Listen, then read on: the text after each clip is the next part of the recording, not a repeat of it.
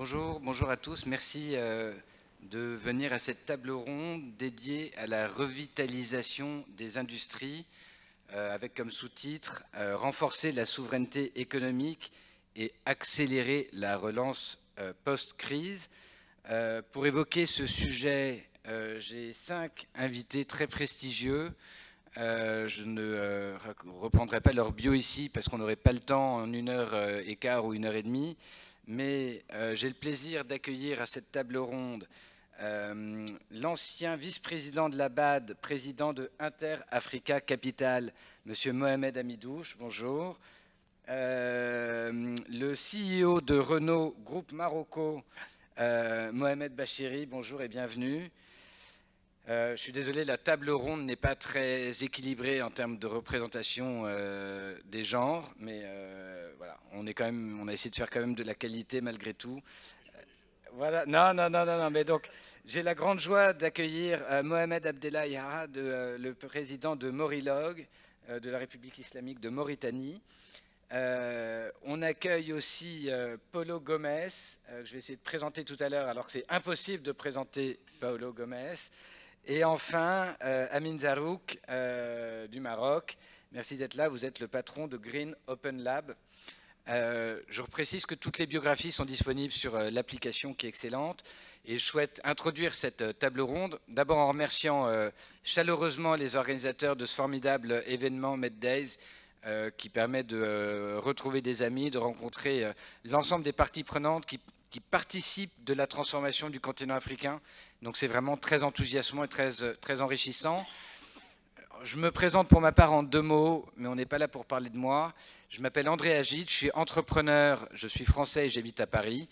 Et j'ai monté il y a 22 ans une agence qui compte aujourd'hui une 40aine de collaborateurs qui s'appelle Gaia, qui développe des plateformes digitales. Et depuis 1 an, je relance une chaîne d'information généraliste indépendante panafricaine, faite par des Africains pour des Africains, partout en Afrique, qui s'appelle Télésud. Ça, c'est le nom historique et le nouveau nom est Global Africa. Et lorsque vous passez à Paris ou si vous êtes de passage à Cotonou, on a aussi des plateaux. Vous êtes tous bienvenus pour venir nous raconter vos parcours, vos projets et la manière dont vous aussi, individuellement, vous contribuez tous à la transformation du continent. Paulo Gomes, j'ai envie de commencer avec vous parce que vous êtes assez inclassable. D'abord, à vous voir, on n'a pas l'impression que vous ayez plus de 30 ans d'expérience professionnelle. Il est plus rapide d'énumérer le nom des chefs d'État ou des pays que vous n'avez pas conseillés sur le continent africain, mais aussi sur le continent asiatique, puisque vous sévissez beaucoup à Singapour, où vous présidez la Chambre de commerce Afrique-Asie du Sud-Est, et l'initiative Afro-Champion. Vous relancez, vous êtes un serial entrepreneur sur le continent africain. J'ai envie vraiment de commencer par vous parce que vous avez cette vision globale, à la fois en tant que consultant, en tant qu'entrepreneur international. C'est quoi les facteurs clés de succès aujourd'hui quand on veut participer à l'industrialisation de l'Afrique? Un tout petit dernier propos liminaire. On a réécouté avec joie et passion ce matin le président Mossadegh Bali qui a reparlé de la vision souvent un peu décatie qu'ont les médias pour parler du continent africain, qui est très très loin de la réalité. Là, ici, on voit qu'il y a beaucoup d'initiatives, qu'il y a une vraie industrialisation en cours. On sait que les vrais challenges, c'est de former les talents et de créer de l'emploi. Tout passe par là. Le nœud que j'aimerais qu'on travaille aujourd'hui dans cette table ronde, c'est le nœud de l'emploi et de la création de valeur sur le continent africain. Quelle est votre vision? C'est quoi les grands projets? Comment on fait pour que ça marche? Très bien, merci beaucoup. Bah oui, j'ai plus de 30 ans, parce que j'ai 60 ans en fait cette année, donc pas si jeune que ça. Mais je pense que tout a été plus ou moins cartographié en ce qui concerne ce qu'il faut faire pour industrialiser un pays. Je suis sûr qu'en allant dans n'importe quelle université ou n'importe quelle institution en Europe ou en Afrique, tout a été écrit. même au sein de la Banque mondiale, tout est. Je ne pense pas que vous pouvez innover. Et maintenant, si vous allez sur ChatGPT, certainement, il va vous dire exactement ce qu'il faut faire pour industrialiser. Donc, sur le point de vue théorique, il n'y a pas grand-chose encore à cartographier. Après, c'est la pratique maintenant. Et la volonté politique qu'il faut pour industrialiser. Tu as dit tout à l'heure que la question de l'emploi. Pour nous, ça devient une question en Afrique de national security, comme diraient les Américains. La population va doubler dans 25 ans, okay, avec tous ces jeunes qui ont moins de 25 ans, 70% ou plus. Donc ça devient une menace. C'est-à-dire que ça devrait être quelque chose qui devrait tous nous empêcher de dormir, que vous soyez président, que vous soyez chef d'entreprise, etc. Comment est-ce qu'on va gérer dans 25 ans une population qui va doubler et qui va être extrêmement jeune? C'est une opportunité, mais il y a énormément de menaces pour l'instant. Donc, il faut aller sur la pratique. Et la pratique, c'est qu'on avait déjà commencé à industrialiser dans certains pays. Si vous voyez le Nigeria avant la folie du pétrole, ou le Cameroun, etc., les gens industrialisaient. Vous alliez à Lagos, tous ceux qui ont des parents qui faisaient des affaires, on faisait des usines textiles, etc. Après, la facilité due au pétrole, dans plusieurs des pays, on a commencé à délaisser, on a délaissé l'agriculture. Donc, à mon avis, en Afrique, il faut qu'on commence par industrialiser, par où est-ce qu'on peut avoir l'avantage comparatif. Et l'avantage comparatif et le plus urgent, c'est la nourriture.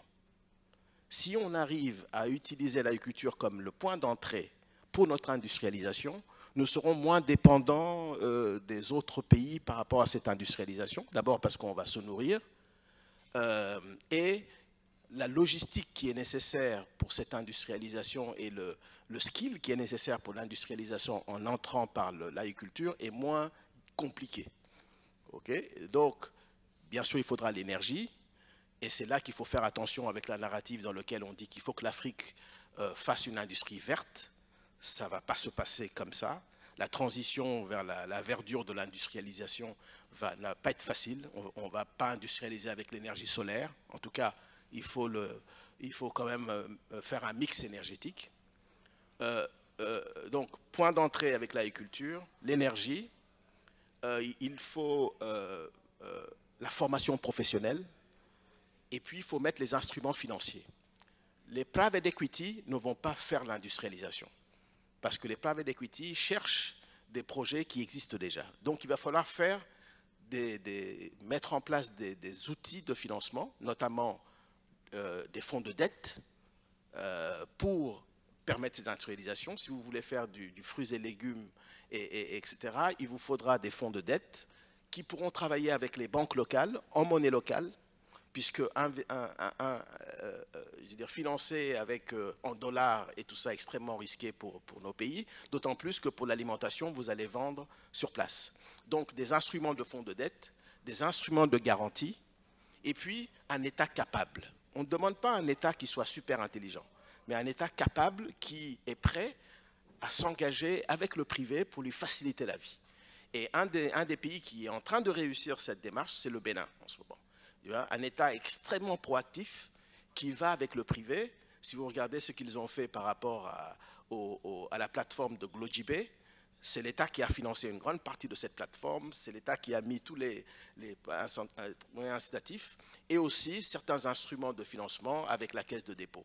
Donc, encore une fois, ce n'est pas de la science nucléaire, c'est une volonté politique. Je n'ai jamais vu un pays qui a réussi à avancer dans l'industrialisation s'il n'y a pas une volonté politique d'un État capable. Donc, et c'est ça qui nous manque un peu dans pas mal de pays, parce qu'il n'y a pas ce sens de l'urgence. Il faut avoir un sens de l'urgence, avoir peur de ce qui va se passer dans 20 ans, c'est-à-dire cette jeunesse qui va être complètement fâchée, complètement plein d'énergie, et qui a des défis beaucoup plus que ceux que ma génération a eu à faire face. Merci beaucoup. C'est très intéressant de planter le décor comme ça. Et ce qui tombe bien, c'est qu'on a des experts pour nous parler d'agriculture, d'énergie verte mais je vais commencer, et de financement. Mais je vais commencer pour ce relais avec vous, Monsieur Bachiri. On a un point commun, c'est que moi, j'ai passé quelques mois chez Lafarge il y a des années. Donc, je crois que vous avez commencé votre carrière chez Lafarge. quand on lit, on se renseigne un petit peu sur vous, donc vous êtes aujourd'hui le patron du groupe Renault au Maroc. J'avais lu un discours qui était sorti au moment de votre prise de poste où il y avait un sentiment de fierté important, que ce soit un Marocain qui occupe ce poste. Mais avant ça, vous avez travaillé, vous êtes un international, vous avez travaillé en Espagne pour le groupe Renault, vous avez travaillé en France. Donc en fait, vous êtes le régional de l'étape, mais pas spécial, enfin bon, par vos talents, quoi. Moi, ce qui m'a frappé en regardant votre parcours, c'est que on parle d'industrialisation. Mohamed Bachiri est le premier à avoir construit une usine en formant les 5000 nouveaux salariés de cette usine au Maroc pour Renault.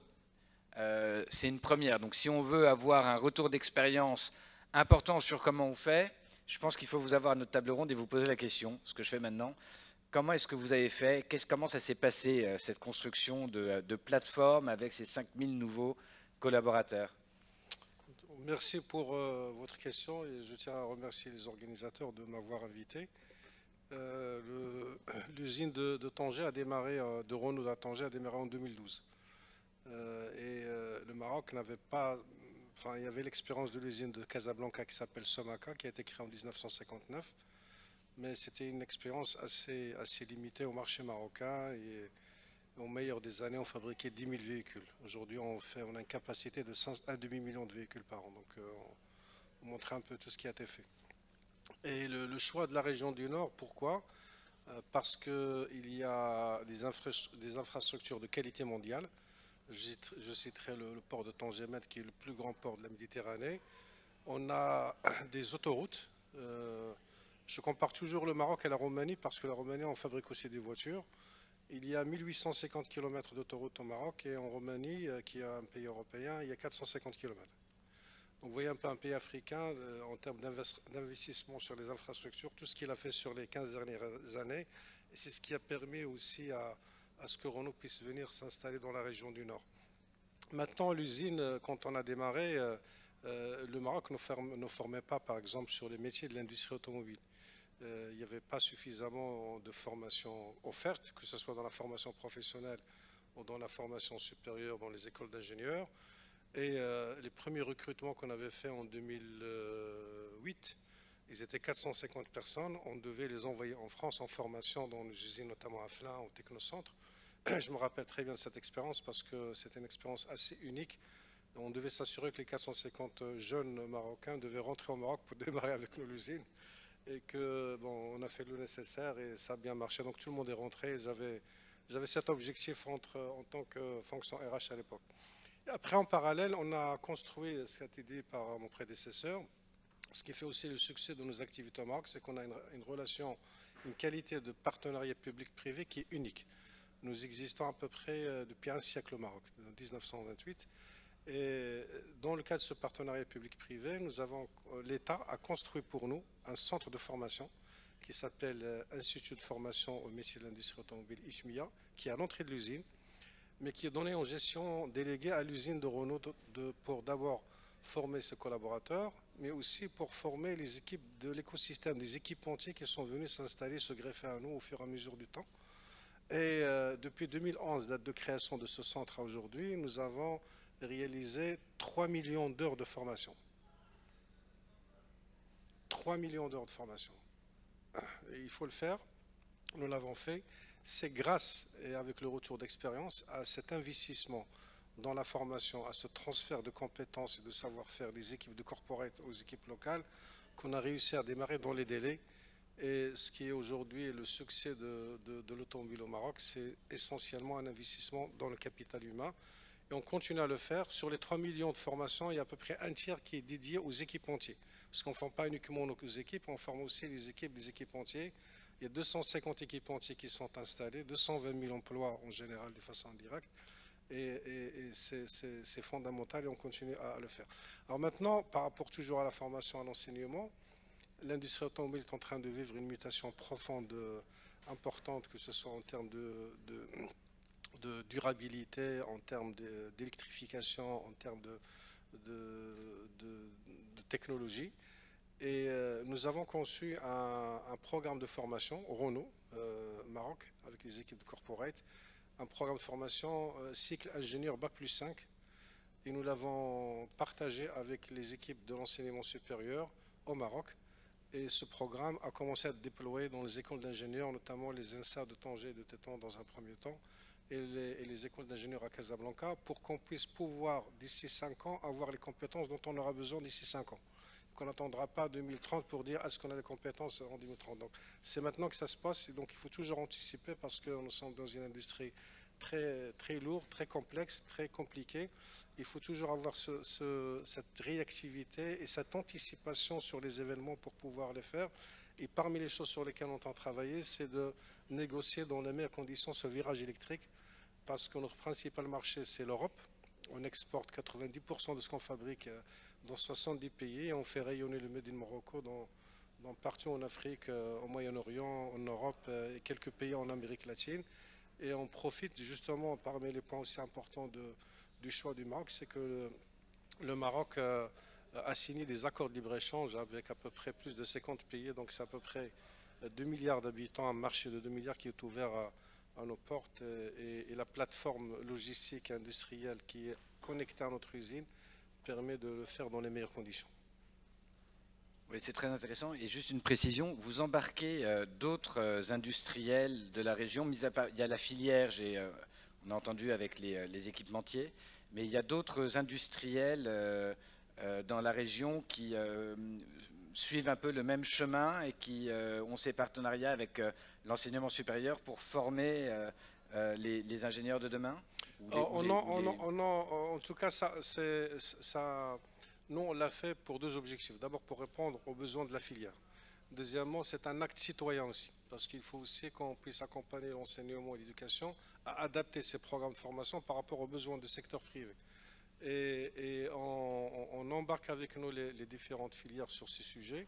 Et il y a aussi un point qui est très important, c'est que au-delà de la formation,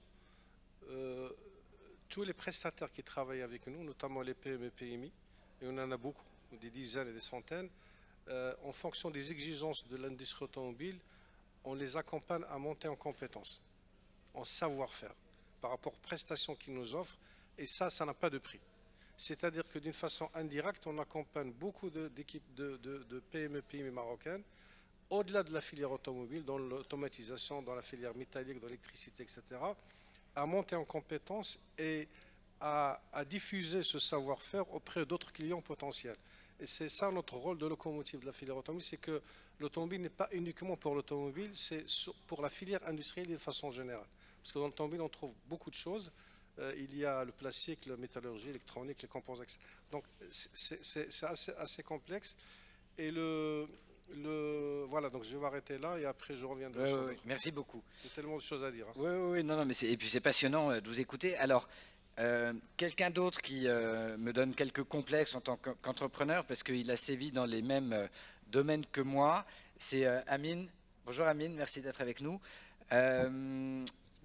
Amine, avant de monter le projet dont il va nous parler, Green Open Lab, il a déjà un parcours d'entrepreneur très important puisqu'il a monté des capacités de production dans le domaine du digital assez importantes et qu'il a finalement transformé en la branche une des plus grandes entreprises du numérique française qui s'appelle Alten, qui est maintenant un des grands employeurs marocains et dans la région de Fès.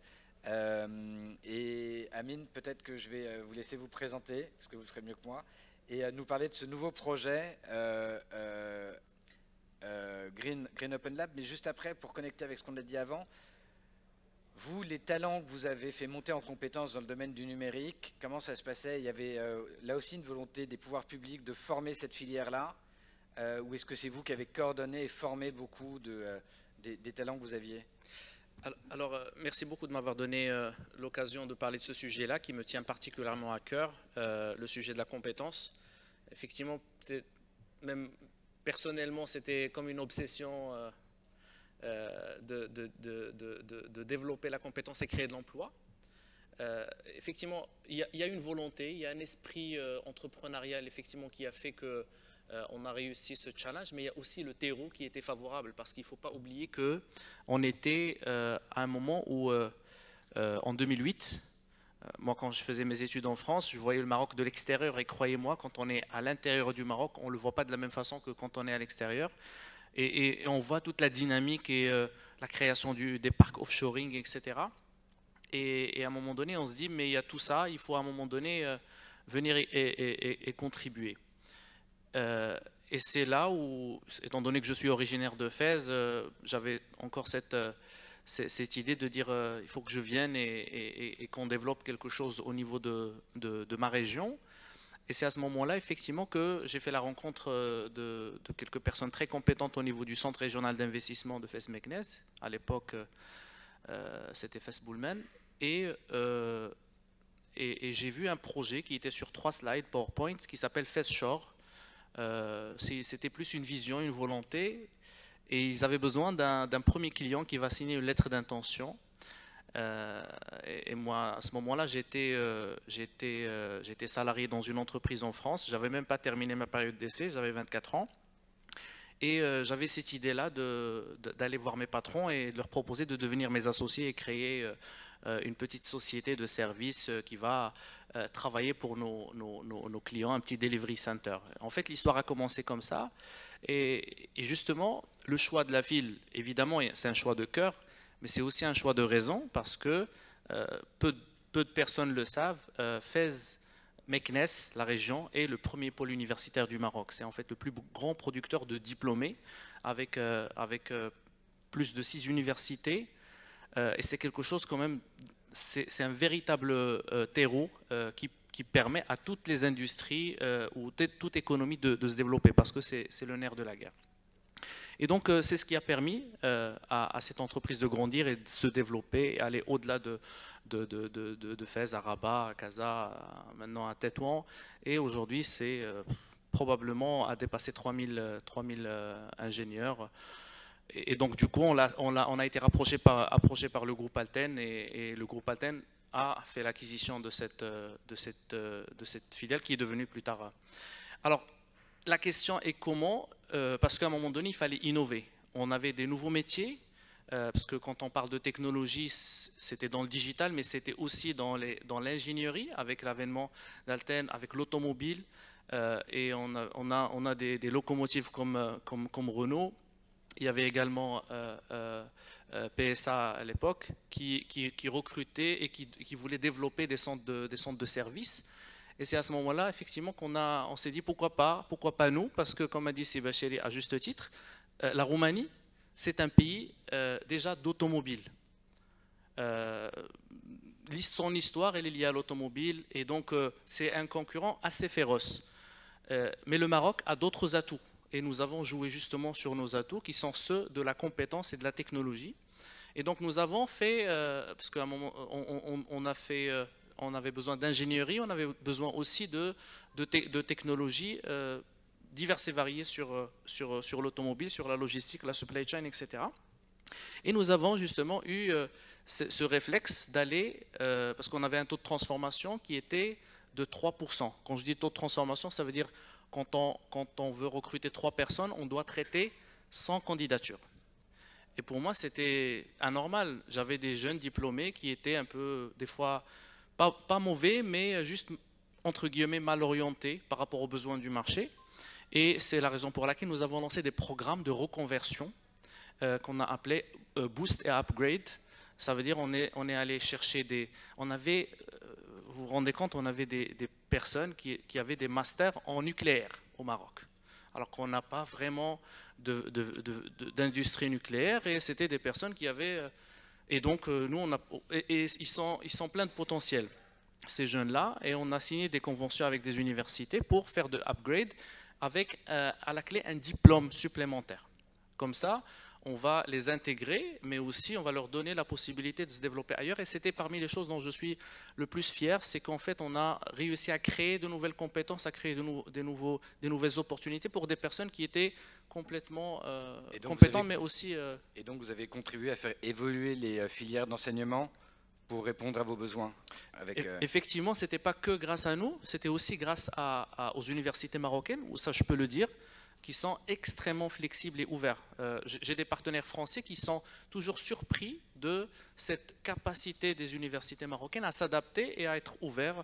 Comme a dit Sébastien, il y a l'IFMIA, il y a pas mal d'organismes, mais il y a aussi des universités qui sont ouvertes. C'est-à-dire, on va voir une université, on leur dit on a besoin de créer une nouvelle filière, ils sont tout de suite d'accord, ils se disent juste de quoi vous avez besoin, quelles sont vos capacités de recrutement. Et donc ça, c'était vraiment un véritable levier.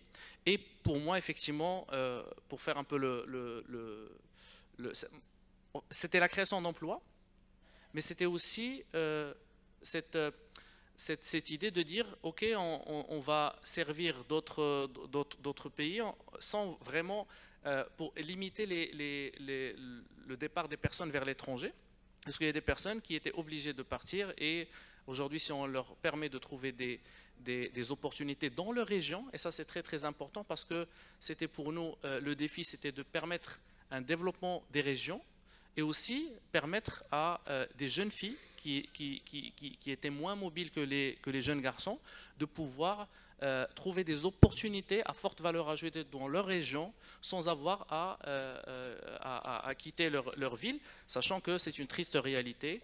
Il y a des filles très compétentes, des ingénieurs, qui sont obligés de changer de métier pour pouvoir rester dans leur ville. Et nous avons, alhamdoulilah, réussi à notre échelle de faire ça. Et au moment où j'ai quitté Alten, on était plus de 50% de filles, ce qui était quand même dans notre domaine d'ingénierie et de technologie vraiment une véritable prouesse. Merci beaucoup. On reviendra juste après sur Green Open Lab. Quand on parle d'industrialisation, ça a été rappelé ce matin, le premier élément dont on a besoin, c'est l'énergie. Je me tourne vers vous, Mohamed Abdellah Yaha.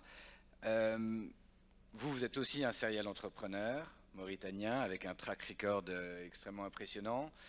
Vous avez été le patron de la structure de promotion de l'investissement de Mauritanie. Et aujourd'hui, vous avez deux structures qui sont actives, en tout cas deux à ma connaissance. Il faut que je les retrouve, pardon. Il y a Maurilog et Morinvest. Et vous intervenez, donc vos domaines d'intervention historiques, c'était la pisciculture et le transport. Et aujourd'hui, vous êtes très investi dans votre actualité. C'est d'une part l'hydrogène vert, et on parlait de leapfrog ce matin, donc de saut de grenouille pour reprendre des capacités d'avance technologique ou d'avance industrielle très forte. La Mauritanie est un exemple frappant avec la problématique de l'hydrogène et des exploitations qu'il va y avoir. Et donc c'est le domaine dans lequel vous intervenez. Et puis vous êtes aussi, vous avez créé un hub d'innovation avec la BPI, la Banque publique d'investissement française. Et donc on serait très heureux d'entendre un petit peu vos parcours sur ces nouvelles créations et surtout comment vous allez intervenir, vous envisagez d'intervenir à la fois grâce aux politiques publiques et à l'action que vous menez avec tous vos partenaires pour proposer une énergie durable et écologique à vos partenaires industriels et aux industriels qui veulent se mettre au boulot. Merci de l'invitation et merci de la présentation que je trouve bien au-delà de ce que je suis réellement. Je voudrais un peu revenir sur l'intervention de mon ami Paulo, sur la cartographie de l'industrialisation de l'Afrique. Il a parlé du fait que la démographie galopante de l'Afrique qui a parlé de national security. Hein. Ben moi, je pense que c'est universal security. Parce que quand même un continent... Ah, pardon. C'est bon? Parce qu'un continent d'une telle taille qui voit émerger une population qui a besoin de s'occuper, qui a besoin de se nourrir, c'est probablement un vrai sujet pour l'humanité. Mais au lieu de penser qu'il faut des Renault, des grands groupes pour faire l'industrie en Afrique, je pense qu'il y a des potentiels déjà à la portée des Africains, à la portée des Africains par le savoir-faire, ce n'est pas très compliqué, par les capacités financières qui sont un vrai sujet en Afrique, c'est comment essaimer dans le domaine agricole pour organiser les gens à un certain niveau d'élaboration, de triage, de sélection, avoir un relais pour l'exportation. Et là, ça m'amène au poisson dans lequel j'ai commencé. Et quand j'ai commencé dans le poisson, le potentiel en Mauritanie en particulier, c'est le cas au Maroc, c'est le cas en Guinée-Bissau, c'est le cas en Namibie, c'est 1,3 million tonnes, 1,3 million tonnes prélevables sans enfreindre la continuité de la ressource et qui sont exportés 100% sans valeur ajoutée. Et même avec une valeur soustraite. Ça veut dire quoi? Ça veut dire que le produit, quand il est dans le fond de la mer, c'est de l'or. La manière avec laquelle il est pêché, les outils, la technique, la supply chain pour l'amener à bord et l'exporter, elle le dévalorise. Ça devient de la ferraille. C'est-à-dire que si c'était fait par des Japonais ou par des Norvégiens, ça garderait ça resterait les minerais qu'il était. Mais parce que nous l'avons mal exploité, nous l'avons mal capturé, nous l'avons mal acheminé et nous l'avons mal exporté parce qu'on n'est ni bon dans les techniques de pêche, ni dans les techniques d'acheminement à la chaîne de froid, ni la technique de commercialisation. Là, vraiment, il y a de vrais potentiels et qui sont à la portée de tous les Africains. Et ce qui est intéressant dans ça, comme dans l'agriculture, c'est que ce sont des secteurs dans lesquels vous n'exporterez jamais plus que 20%. Et ces 20% vont couvrir très très largement vos frais, et les 80% sont à la portée des populations pour la consommation locale. La consommation de proximité ou la consommation régionale sur régionale. Nous exportons aujourd'hui au Sénégal, au Mali, même au-delà, des produits qui ne sont pas acceptés par les Japonais. Donc là, j'ai commencé personnellement, et avec le concours de la Banque européenne d'investissement, on avait fait un challenge. C'est comment établir une usine qui récupère les produits pêchés uniquement à la ligne, c'est-à-dire avec une pêche friendly, pratiquement écologique, transformée, élaborée jusqu'à la cuisson, exportée au Japon et en Europe. Et on l'a fait avec un partenariat avec le groupe Saros, qui est propriétaire de la chaîne de restaurants de la Criée. Et c'était sous la supervision de Robichon, ce qui était vraiment un vrai challenge à l'époque. Et ça a été un très grand succès. Et le grand succès, ce n'est pas seulement le fait que les produits ont été acceptés, que nous les avons exportés pendant 20 ans sans jamais recevoir une réclamation, mais le personnel était un personnel qui ne connaissait rien au métier et qui était formé sur le tas. Pourquoi? Parce qu'en Afrique, les gens ont envie de sortir de la maison, ont envie d'avoir la liberté, ont envie d'avoir de l'autonomie, et notamment les femmes. Je vous donne un exemple. Ma soeur m'appelle un jour et me dit est-ce que tu as un poste pour une fille qui est notre voisine, la fille du gardien de... Je dis oui. Alors, bon, j'ai passé son nom et après j'ai oublié. Les RH les ont recrutés. Mais quelques temps après, ma soeur me dit tiens, voilà un cadeau, c'est un boubou. Je dis de la part de qui? Elle m'a dit c'est de la part de la voisine. Je dis ah bon? Elle m'a dit qu'elle a raconté son histoire, qu'avant, elle prenait une boîte de lait, une bouteille de lait avec le boutiquier à crédit. Elle consommait la moitié le soir pour dîner et le reste elle le gardait pour le lendemain. Elle attendait d'avoir un peu de lait. Et qu'aujourd'hui elle a l'équivalent de 200 € comme épargne chez le boutiquier. Pas seulement elle a un métier, elle s'est nourrie, elle nourrit ses enfants et elle a de l'épargne, elle offre des cadeaux. Vous voyez la transformation. Donc en Afrique, nous avons des choses qui sont de proximité. Et je pense que quand ces choses fonctionnent, ça va encourager aussi l'opérateur étranger à venir s'installer. Parce qu'il va voir que c'est un pays où il y a une population qui travaille, il y a des autorités qui encouragent, et ça crée un environnement, et c'est un environnement qui qui déjà donne, qui est scruté par les investisseurs étrangers. Je parle sous le contrôle de M. Bachiri. Donc je pense que dans l'agriculture, dans la pêche, il y a énormément de choses. Pour revenir à l'énergie, bon, parce qu'on va toujours parler. L'énergie, c'est l'énergie verte, notamment l'hydrogène dont vous avez parlé, c'est la grande chance de ce continent, qui est ensoleillé toute l'année, qui a du vent et qui a de l'eau. Et c'est ce qu'il faut faire pour l'hydrogène, parce que pour séparer la molécule H2 de l'oxygène, ben, c'est très simple. Il faut électrolyser. Pour électrolyser, il faut de l'énergie, il faut de l'eau. Et là, notre continent a un potentiel extraordinaire. En particulier la Mauritanie. La Mauritanie, elle a un littoral de plus de 700 km, avec 1 100 000 km de territoire, dont moins de 2% sont occupés. Et surtout du côté du littoral, c'est vide. Donc il y a des espaces immenses pour mettre de l'éolien, pour mettre des panneaux solaires, et vous avez l'océan Atlantique. Et nous avons la proximité avec le Maroc, qui a déjà l'interconnexion avec l'Europe.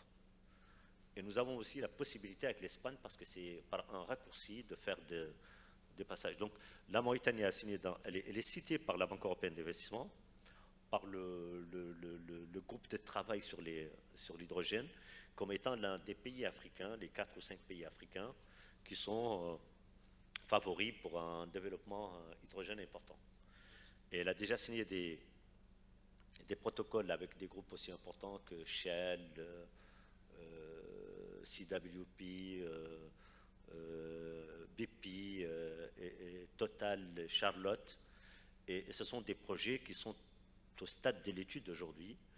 Bon, ça va prendre du temps parce que bon, la technologie, elle est éprouvée. Hein, la technologie, elle est éprouvée, mais les modes je veux dire, la faisabilité financière, encore enfin, le marché, sa proximité, les électrolyses, les intrants, c'est ça qui fait encore débat. C'est ça ou c'est les modes de financement? Et on va en venir à mon voisin, mais il y a une problématique encore de financement pour l'industrie sur le continent africain.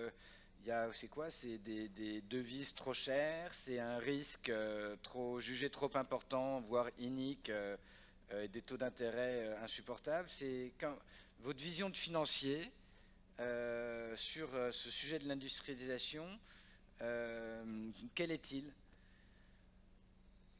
Bien, merci. Pardon. Juste en termes de présentation, oui, pardon. Un peu parce qu'on ne vous a pas communiqué mon profil. Donc, je suis économiste marocain. J'ai passé toute ma carrière professionnelle au sein du groupe de la Banque africaine de développement. J'ai vécu pendant 16 ans à Abidjan, entrecoupé d'un séjour de 6 ans à Londres, à la City de Londres.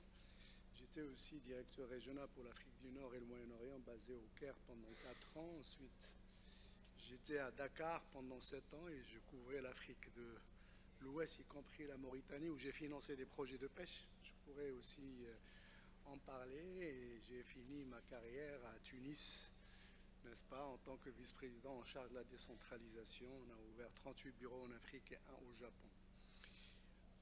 La problématique de l'industrialisation du continent, si vous permettez, je vais la présenter en 3 phases.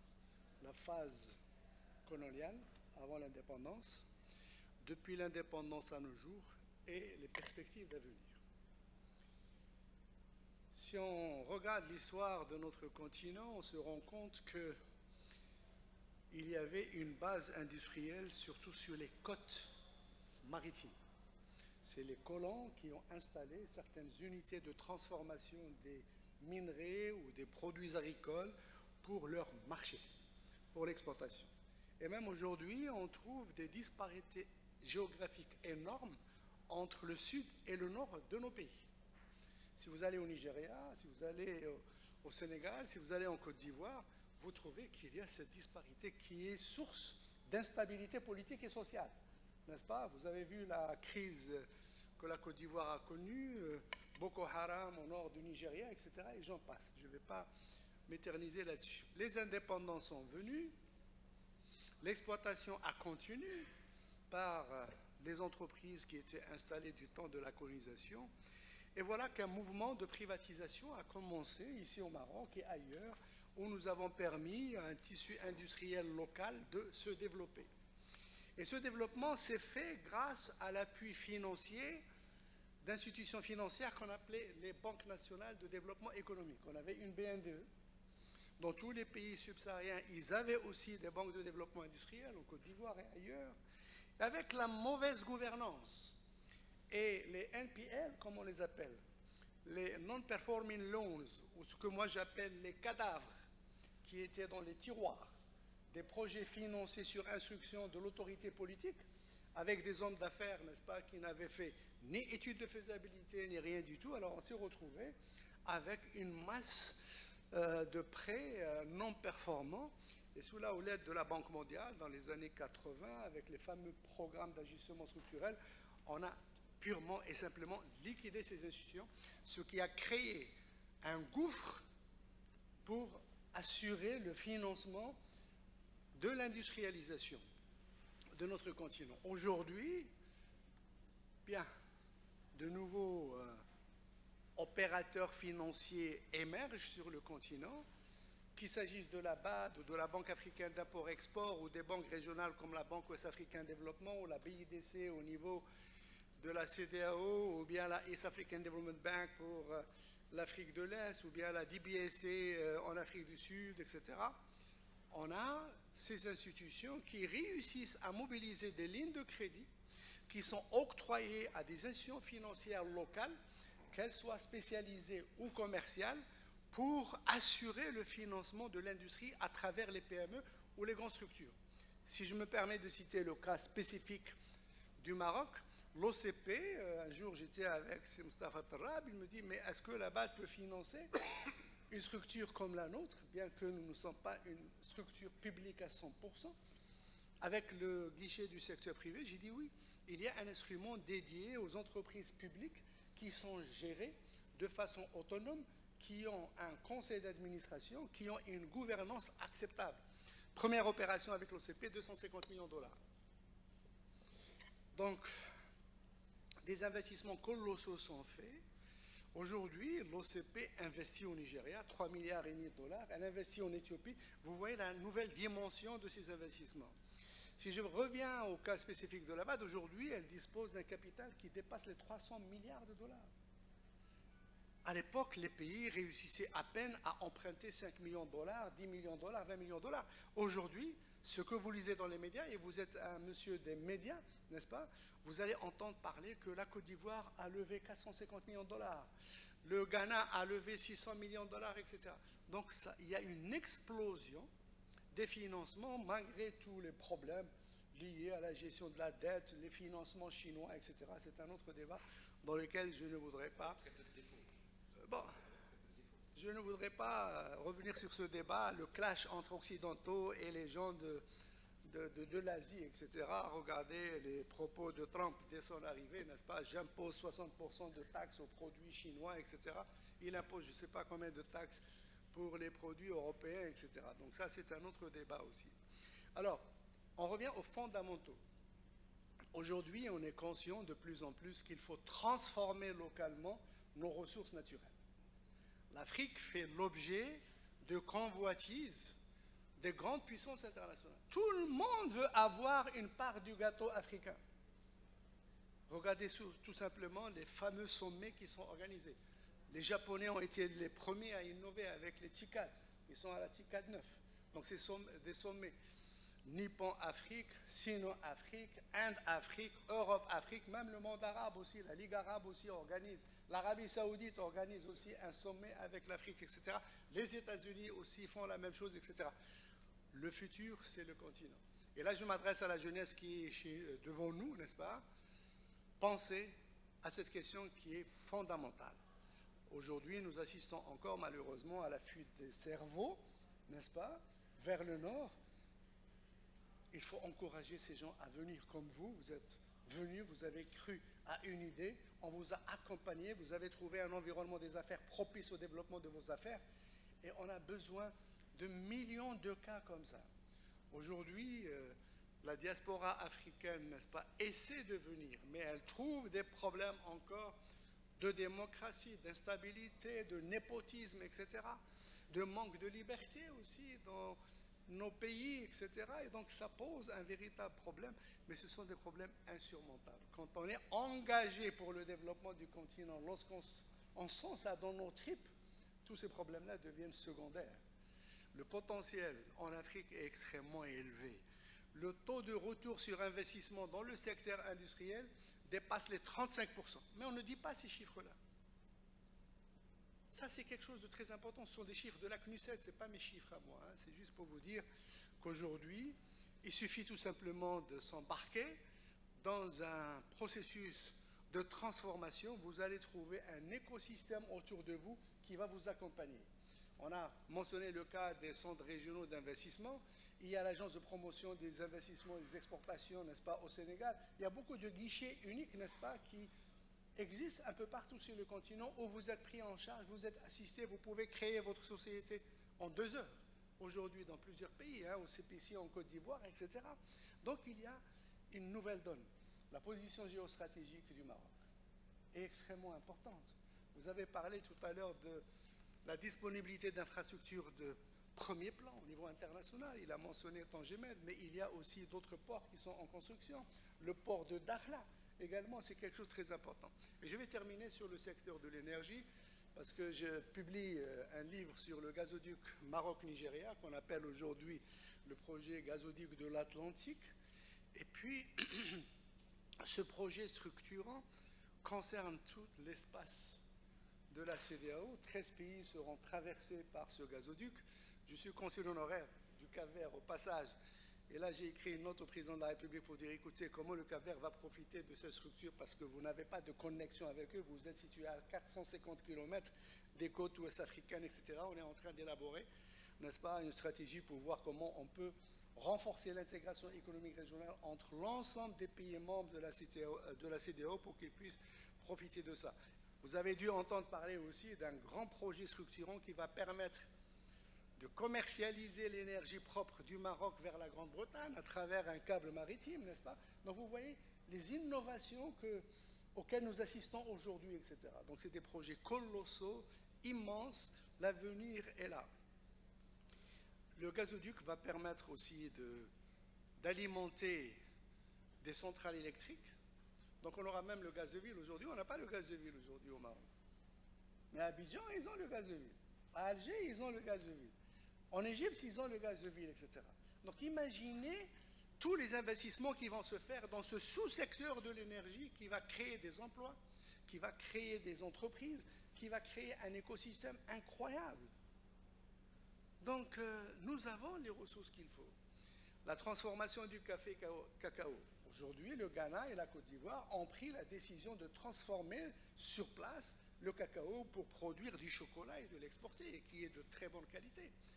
Aujourd'hui, quand vous voyez un peu, on exporte à l'état brut nos produits, qu'est-ce que ça rapporte? Tu as parlé du poisson avec une valeur ajoutée pratiquement nulle, mais si je prends le cas spécifique de la Mauritanie, pourquoi on ne consomme pas suffisamment de poissons en Mauritanie? Ce qui est une population nomade, qui mange plus le chameau, la viande plutôt que le poisson. Ce sont surtout les habitants qui sont autour du fleuve Sénégal et les gens qui viennent pêcher, parce que j'avais un problème, j'avais financé un projet de pêche artisanale et côtière. Je n'avais pas de main-d'œuvre, il n'y avait pas de pêcheurs. Il fallait aller au Sénégal ou bien en Gambie pour les amener afin qu'ils travaillent, etc. Donc ce que le Maroc a fait ici pour soutenir le développement de Renault à Tanger, en construisant avec l'Institut de formation que vous avez mentionné, c'est quelque chose de très important dans le cadre du partenariat public-privé. Donc c'est des subventions indirectes que l'État marocain a apportées au groupe Renault pour pouvoir avoir une main-d'œuvre qualifiée de premier plan qu'on a retenue. Donc aujourd'hui, il n'est plus obligé d'envoyer les gens en formation en France ou bien en Roumanie, etc. Donc le continent bouge. Il y a une nouvelle dynamique, n'est-ce pas, à laquelle nous assistons à travers le continent. Bien entendu, on ne peut pas vivre en autarcie, on a besoin de la coopération internationale, on a besoin d'acquérir les technologies. L'intelligence artificielle aujourd'hui apporte des solutions très importantes. Il faut encourager la jeunesse à aller de l'avant pour terminer leurs études et ne pas s'arrêter en milieu de chemin. Aujourd'hui, l'éducation va jouer un rôle extrêmement important pour contribuer au développement économique et social de notre continent. Je vous remercie. Merci beaucoup pour cette intervention inspirante. Donc, il y a des financements pour financer l'industrie et les projets, quel que soit le niveau de granularité des projets. C'est important de le redire. Il y a pas, on a besoin des grands groupes, mais il y a le reste aussi. Moi, je voudrais revenir sur... demander à Paolo de développer un point que vous avez mentionné sur la gouvernance, sur ce qu'on appelle le climat des affaires. Aujourd'hui, il y a, quand on s'interroge sur les freins à l'investissement et au développement de projets, on entend souvent on n'est pas aidé par le gouvernement, il peut y avoir le fisc qui débarque chez nous. Moi, j'ai des histoires en Côte d'Ivoire où on nous explique que la digitalisation, ça marche très bien, mais que le fisc vient quand même faire des enquêtes très poussées qu'il faut payer avant d'avoir le résultat des enquêtes. Moi, ma question, c'est la suivante. Tous ces lieux communs, on sent qu'il y a une très forte évolution. Vous, par rapport à votre expérience, le conseil que vous apportez au gouvernement, est-ce que vous voyez une très grande évolution sur ces sujets-là? Est-ce qu'ils sont pris à bras-le-corps? Est-ce qu'il y a des programmes de politique publique qui sont mis en œuvre? Est-ce que c'est un point stratégique, justement, un levier stratégique de l'industrialisation du continent? Oui, c'est vrai que... Alors, on peut s'abriter derrière un projet facilitation des affaires, comme on en voit piluler un peu dans nos administrations. Mais encore une fois, ça reste qu'au niveau de projet. Et là vient encore la volonté politique et le leadership. Il ne faut pas qu'on se masque en Afrique qu'on a un problème de gouvernance. Il y a une réduction de la capacité de l'État. Il faut des États plus capables et plus intelligents. Ce n'est pas pour rien que même des pays qui ont réussi à attirer les investissements étrangers, tu parlais tout à l'heure de Singapour, ils continuent à avoir une entité comme Singapore Development Board, tu vois, une entité séparée, malgré le fait que l'administration est quand même complètement clean, avec une capacité technique et une corruption presque zéro, mais ils ont gardé quand même une entité qui, elle, doit être beaucoup plus dynamique, plastique et intelligente pour attirer les investisseurs. Parce que vous n'êtes pas le seul pays à avoir de potentiel. Donc je pense que c'est une narrative que nous aussi, en tant qu'Africains, il faut qu'on se déshabille un peu de cela. Il y a un proverbe africain qui dit « c'est pas parce que vous avez une vache que vous avez de la viande ». Donc il faut après un boucher pour couper tuer le bœuf et puis le couper en morceaux. Donc, et là on voit des pays qui se démarquent. Il n'y a pas de doute que quand vous arrivez au Rwanda et que vous créez une entreprise en quelques heures, qu'on mette toutes les mécaniques pour vous faciliter, ça attire un investisseur, il n'a pas le temps. Okay? Donc cette question du potentiel, d'abord il faut que la narrative change.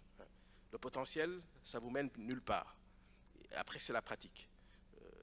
Le Venezuela est assis sur la plus grande réserve du pétrole au monde. Bon, elle n'est pas plus riche que l'Arabie Saoudite. Donc, il faut que les ministères, les États, créent des entités dédiées.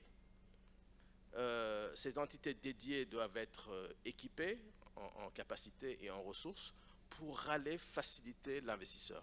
D'aller le chercher à l'aéroport si c'est nécessaire, lui trouver des assistances si c'est nécessaire, et si vous digitalisez, encore mieux. Je donne l'exemple du Bénin, ils ont beaucoup digitalisé en termes de l'administration fiscale, avec beaucoup de femmes d'ailleurs. Donc je ne dis pas qu'il n'y a pas des leaks, mais ça fonctionne. Donc ça, je pense que c'est un investissement, ce n'est pas un coût, et c'est là où vient la question du mindset. Tout ça, c'est un investissement, il faut voir ça comme un coût. Donc, on est passé de l'ajustement structurel, maintenant c'est un ajustement culturel dont nous avons besoin en tant qu'Africains, avec des priorités. Et c'est pour ça que le point d'entrée de l'agriculture, à mon avis, est très important. C'est facile, c'est plus facile pour qu'on le développe. Il y a des champions en la matière. Donc, je pense qu'il y a des pays qui se démarquent et on n'a pas besoin d'aller chercher l'expérience très loin. C'est pour ça que beaucoup de pays maintenant essaient de voir ce que fait le Rwanda, essaient de voir ce que fait le Maroc, essaient de voir ce que fait le Bénin. C'est tout une batterie d'incentives, notamment le visa. C'est-à-dire si c'est la croix et la bannière pour que quelqu'un vienne chez vous, vous n'êtes pas le plus beau pays au monde. Vous n'êtes pas les seuls. Donc, quand on pense que en créant une situation difficile des visas pour que ça soit une barrière à l'entrée, ça va vous faire plus sexy, vous vous trompez complètement. Il y a des pays où j'ai eu à conseiller et on dit non, vous savez, Paolo, on ne veut pas tellement laisser pour les visas parce qu'il y a des problèmes de terrorisme. Mais depuis quand le terroriste demande un visa? À la limite, s'il veut vraiment faire un acte terroriste, il va passer par d'autres moyens plutôt que d'aller s'embêter à l'ambassade pour dire non, je vais pour faire ça dans tel pays. Donc, il y a toute cette vérité qu'on doit et c'est bien que ça se fasse dans un pays comme le Maroc. On n'a pas besoin et qu'il faut qu'on se dise la vérité. Et ça, il y a encore beaucoup de choses à faire pour certains de nos pays parce qu'il y a cette urgence de l'emploi. On n'a qu'à ne pas se mettre d'accord sur tout le reste, mais mettons-nous d'accord sur une chose. Est-ce que notre population va doubler dans 25 ans? Oui ou non? Oui. Est-ce que cette population va être en majorité à moins de 25 ans? Oui. Donc on a un problème. Et comme disait Yaya, c'est un problème de national security. C'est vraiment quelque chose de sérieux qui nous attend tous en termes de pays africains. Et s'il y a des pays qui s'en sortent, parce qu'on voit qu'il y a une consistance au Maroc, les choses avancent, mais je ne serais pas étonné de voir à un moment donné toute une ruée de Ouest-Africains qui viendraient au Maroc et à un moment donné ça pose un problème, il faut dire la vérité. Ça posera un problème. Donc c'est que vraiment je pense que tous ces talk shops qu'on a deviennent aussi des points où on se dit la vérité, même si on ne se le dit pas au niveau des chefs d'État, mais en tout cas de ceux qui agissent au jour le jour, et certainement ça remontera au niveau de qui de droit. Merci beaucoup. Mossadegh Bali, qui intervenait ce matin, disait il y a encore peu de temps, et ce matin dans une autre table ronde on parlait du digital, mais il avait cette expression que je trouve formidable, c'est le digital, c'est l'arme atomique contre la corruption. Et donc en fait, dès que vous allez sur de la digitalisation d'un certain nombre de processus, de taxes, d'impôts, de visas, de modernisation de l'administration ou des relations entre les différents acteurs économiques, eh bien finalement la data à un moment elle ne ment pas tellement et donc c'est une sécurité formidable. Ça rejoint un peu ce que vous dites. Alors, si on veut rejoindre un peu l'innovation et l'agriculture, je me tourne naturellement vers Amine. Amine, avec Green Open Lab, est-ce que vous pouvez nous raconter un petit peu ce que vous faites et dans quelle mesure donc vous n'êtes pas OCP, mais il y a OCP et il y a Green Open Lab. Clairement, et je pense que probablement ce dont on a besoin, c'est pas d'avoir plusieurs OCP, c'est d'avoir plusieurs Green Open Lab. Je pense que c'est plus faisable et certainement plus... voilà, ça coûtera moins cher. Moi, je suis vraiment très inspiré par les interventions des uns et des autres et je vous remercie infiniment parce que effectivement, ça vient aussi quelque part donner raison à certaines choses que j'ai eu à faire dans mon parcours entrepreneurial. Effectivement, cette notion de transformation, moi je me rappelle très bien, j'étais en train d'intervenir dans une conférence sur la technologie et sur les compétences et j'ai donné l'exemple de la tomate. Il y a 6 ou 7 ans, à l'époque on disait mais de quoi il parle et l'exemple des tomates, c'était pour dire que on a une ressource très importante et vitale qui est l'eau.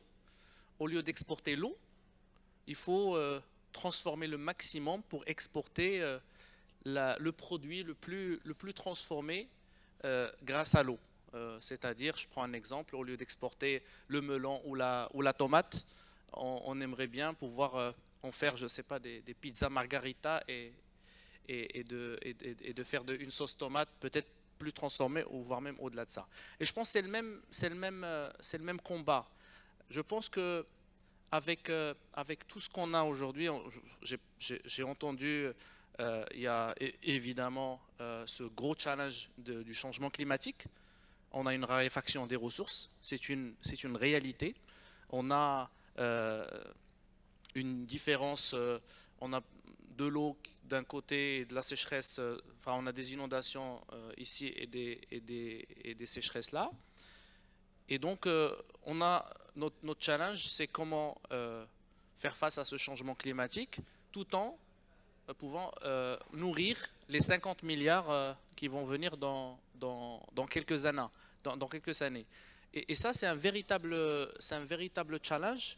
Ce challenge, nous, on le met sur l'épaule de l'agriculteur. C'est l'agriculteur, on lui dit, écoute, c'est toi qui consommes le plus d'eau. Il y en a qui parlent de 85, il y a le dernier rapport de l'Institut royal de recherche stratégique parle de 89% de l'eau du Maroc, l'eau douce, part dans l'agriculture. Et donc l'agriculteur, il est accusé.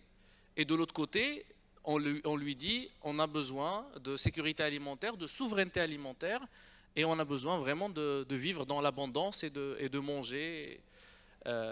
Et donc, c'est une équation compliquée. L'agriculteur, il faut qu'on lui donne les outils et les moyens et la formation et l'accompagnement pour pouvoir réussir ce challenge. Et c'est là où on dit, qui va l'aider? Ma réponse à mon niveau, c'est que je pense que, évidemment, c'est pas... Moi, je ne suis pas de ceux qui pensent que l'État doit donner des solutions. L'État doit mettre en place un environnement favorable pour permettre aux citoyens, notamment les entrepreneurs, de trouver des solutions.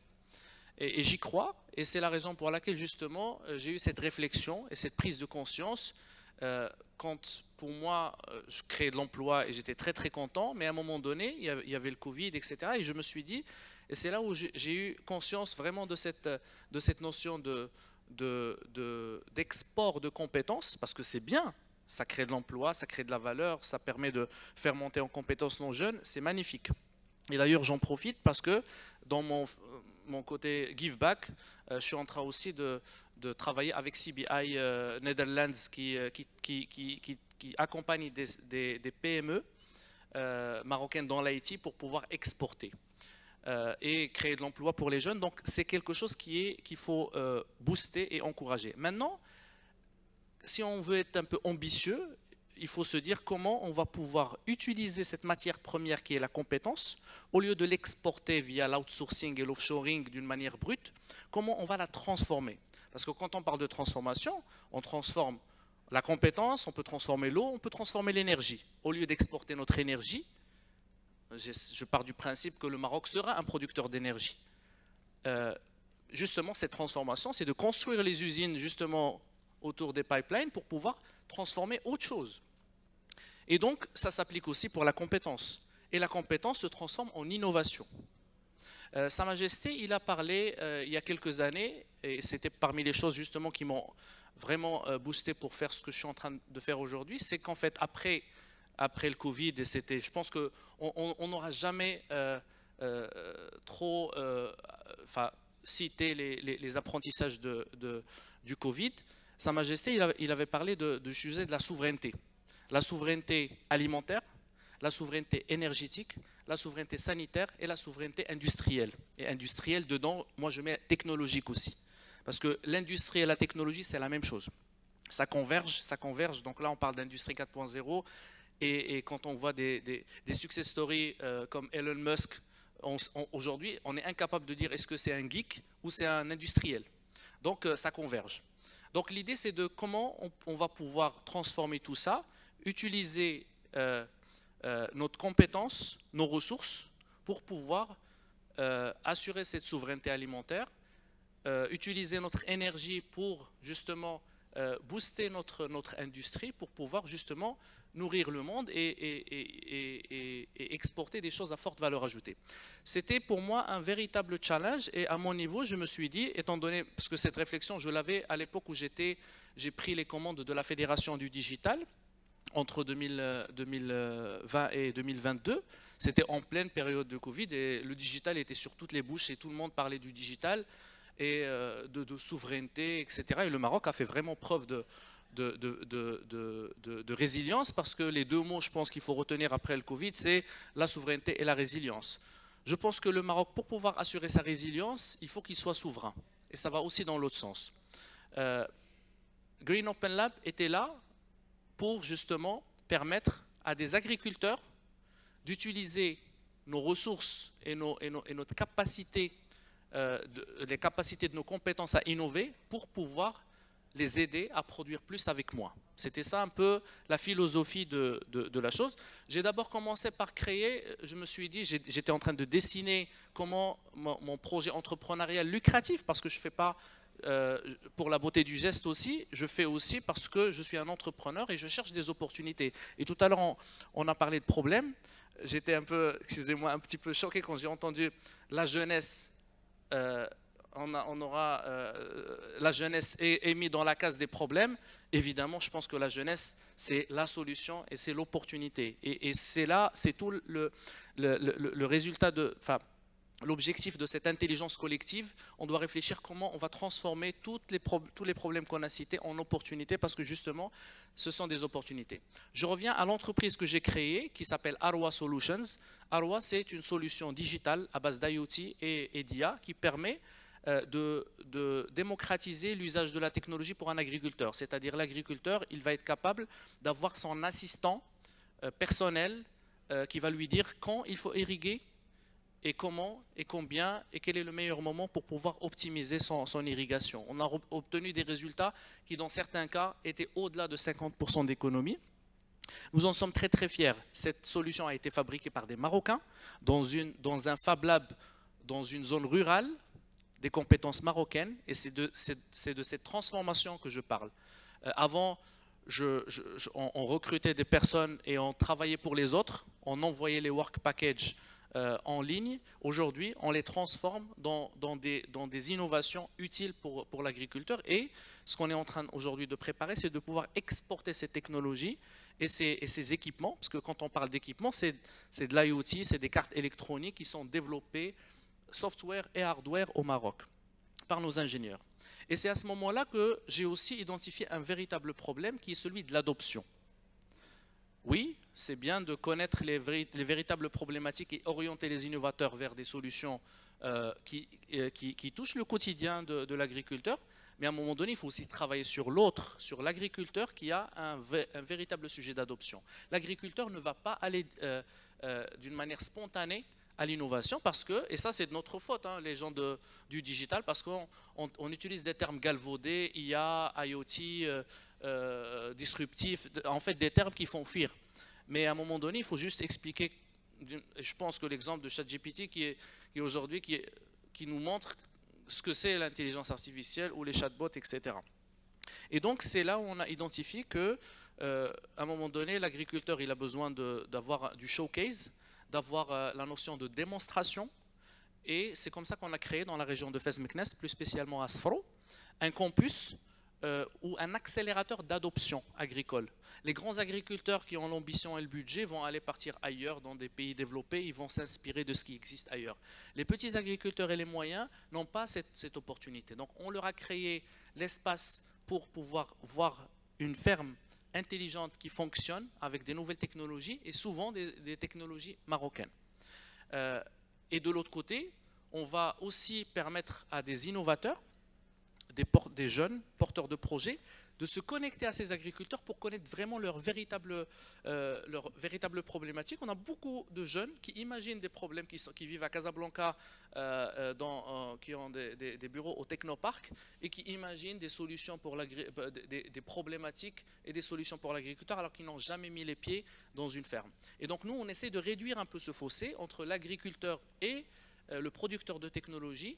Et aujourd'hui, on avance très très bien avec l'aide de l'INDH, qui est l'Initiative nationale du développement humain, qui nous a fait confiance à notre fondation et elle nous finance un programme qui s'appelle Green Open Challenge. D'ailleurs, je vois beaucoup de jeunes dans la salle et ça me fait plaisir, vraiment.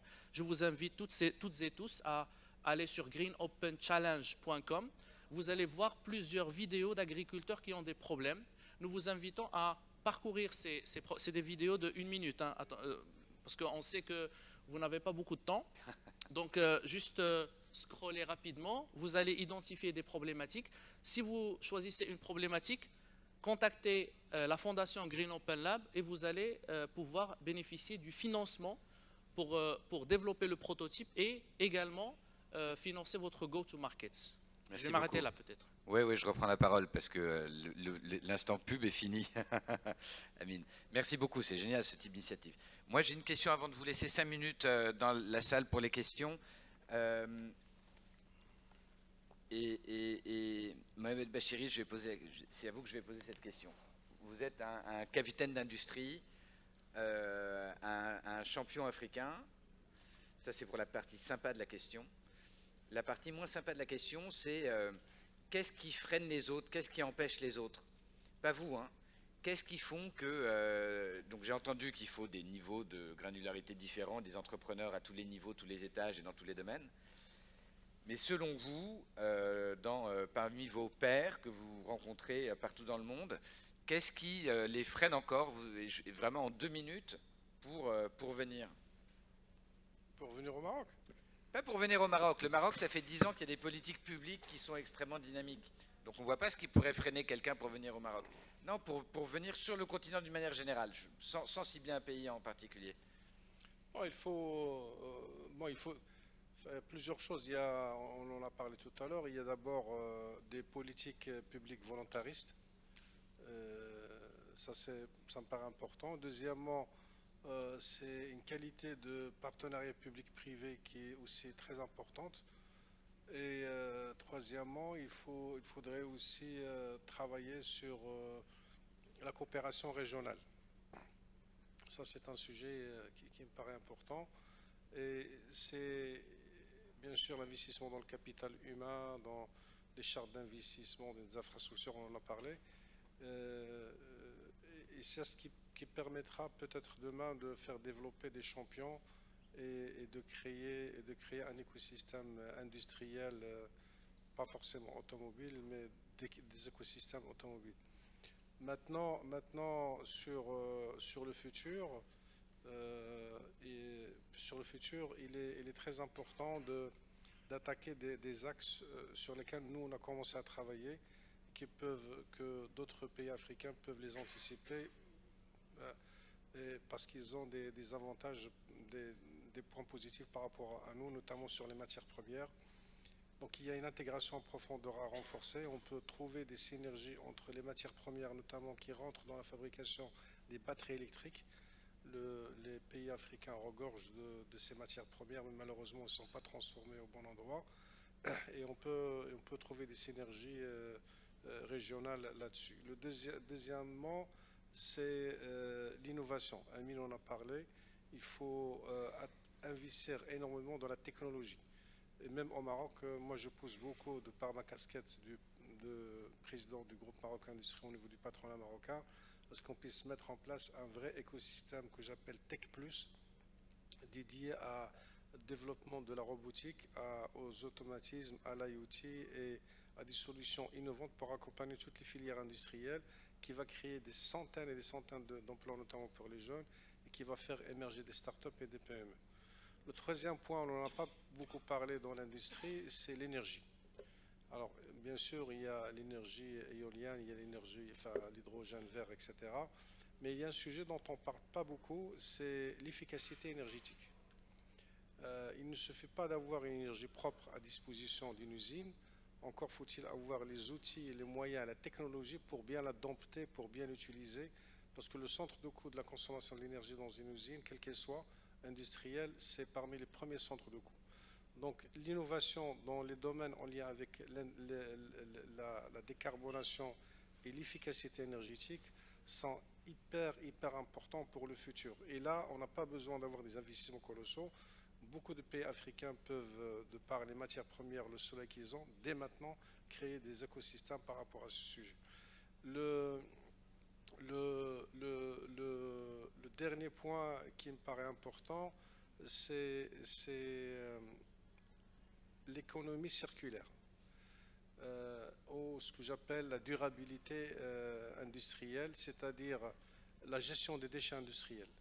La gestion des déchets industriels, aujourd'hui, il y a peu de pays africains qui en sont capables de vraiment les recycler, de les réutiliser comme matière première pour les redonner une deuxième vie, comme des intrants aux industriels. Au Maroc, on est au début. Et sur ce sujet, nous avons lancé en tant qu'entreprise une expérience pilote avec un sidérurgiste au Maroc.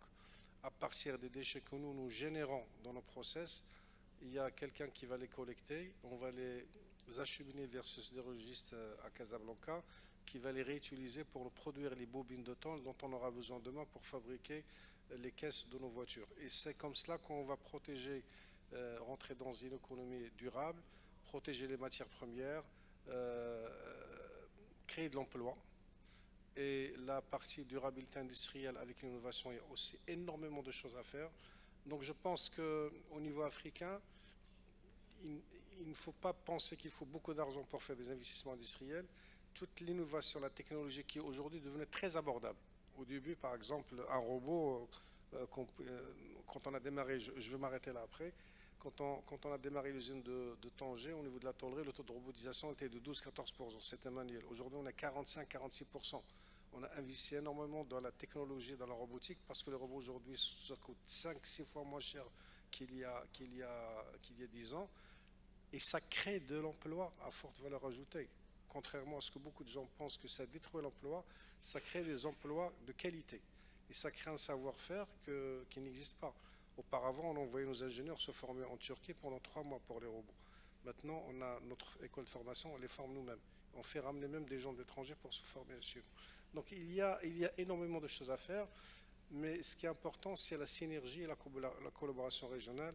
Et je pense qu'il y a beaucoup de choses à faire là-dessus. On n'est pas encore au début et il faut vraiment trouver des expériences pilotes et aller au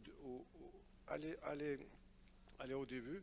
Et dans l'industrie, il y a un point important, il ne faut pas griller les étapes. Il faut aller étape par étape, progressivement, parce que c'est des investissements lourds et ça demande du temps et surtout de la réactivité et de la concentration. Il reste 1 minute, donc on ne va pas prendre de questions, et puis ce serait difficile après des propos conclusifs comme ceci de repartir sur un round de questions. Mais vous avez à travers l'application les moyens de poser vos questions aux intervenants si vous le souhaitez. Moi, ce que je retiens de cette table ronde, c'est beaucoup d'optimisme, c'est beaucoup de pistes à tous les niveaux et où qu'on soit pour contribuer à cette industrialisation prospère, sereine, durable du continent africain. Il y a certainement quelques freins, mais on voit que les freins ils vont être levés parce que les trajectoires sont lancées. Quand vous parlez, Président, des zones de libre-échange, les trajectoires sont là et donc ça prend du temps, mais on est sur ces trajectoires-là. On voit qu'il y a des initiatives remarquables qui vont pouvoir servir de white paper, de modèle pour d'autres industries, d'autres pays, d'autres secteurs d'activité. Et je tiens à vous remercier chaleureusement tous les 5 pour vos interventions tout à fait éclairantes. C'est un honneur pour moi de modérer, d'animer cette table ronde. Je crois qu'on a beaucoup appris et qu'on ressort avec beaucoup d'optimisme de cet échange. Et je vous remercie infiniment. Et en plus de ça, on a fini dans les temps. Merci.